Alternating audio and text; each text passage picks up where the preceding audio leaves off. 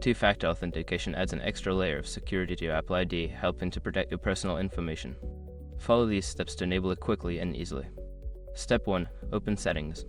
Launch the Settings app on your iPhone, iPad, or iPod Touch. This is where you can manage all your device settings, including your Apple ID.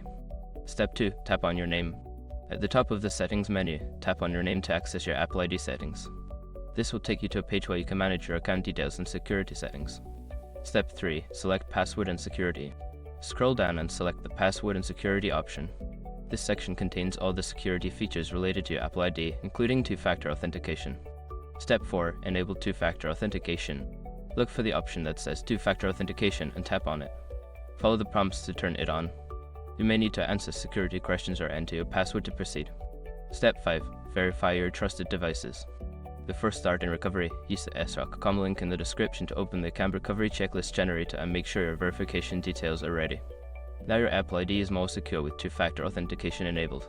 Remember to keep your trusted devices accessible for future logins.